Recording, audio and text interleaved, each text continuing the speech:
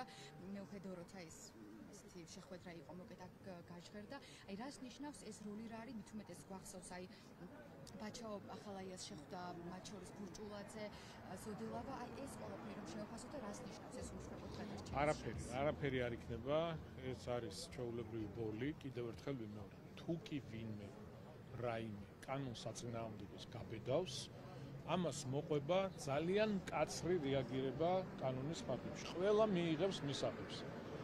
შესაბამისად, რა თქმა უნდა, შეკრება ნებისმიერ ადამიანს შეუძლია, გამოხატვის თავისუფლება დაცულია ქვეყანაში, მაგრამ ეს ყველაფერი უნდა იყოს კანონის ჩარჩოებში.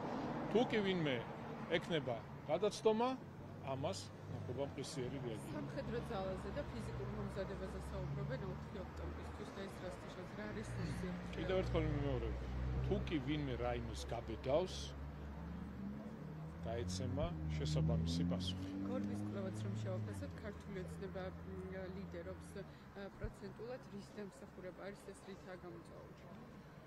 ხო, ამ მხარდაჭერას ჩვენ ყოველდღიურად ვგრძნობთ.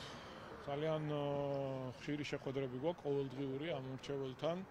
ხალხი რეალურად ხედავს და შეუძლია გააკეთოს განსხვავება, ვინ არის, ვინ რომელი პოლიტიკური პარტია რას ემსახურება, ვის ემსახურება და მე მგონი ყველაფერი ცხადია, ხო?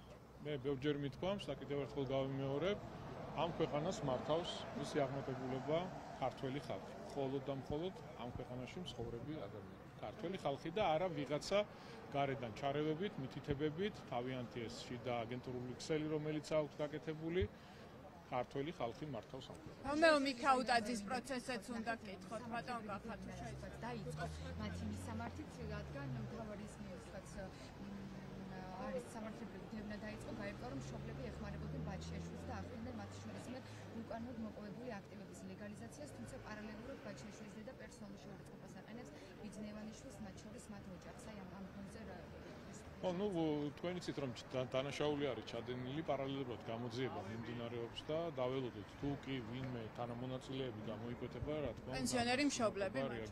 ხო, არ ვიცი, მე ვერ გეტყვით, ეხლა დეტალური შეხება არ მაქვს აღნიშნულ საქმესთან, გამოძიება დიდი ხანია დაწყებულია და დაველოდოთ. გიორგი ბაჩიაშვილის კადრებს რატომ არ ასაჯაროვებს ამ დრომდე, როგორ ფიქრობთ, პენტენციური სამსახური მისი ცემის კადრებს, რომელსაც ითხოვს და საზოგადოების მაღალი ინტერესია რა მოხდა ციხის საკანში და შემდეგ ის მოძალა და გაათავისუფლა კიდეც პენტენციურმა სამსახურმა. ამასთან დაკავშირებით შესაბამისმა უწყებამ განცხადებაც გაავრცელა, მთელი რიგი ცვლილებები განხორციელდა. კადრები რომ არ გაავრცელა ვერ გეტყვით, მე არ მაქვს ინფორმაცია. გიორგი ჭიკვაიძის კადრები გაავრცელეს, სადაც შეგიძლიათ კადრებს ჭამს.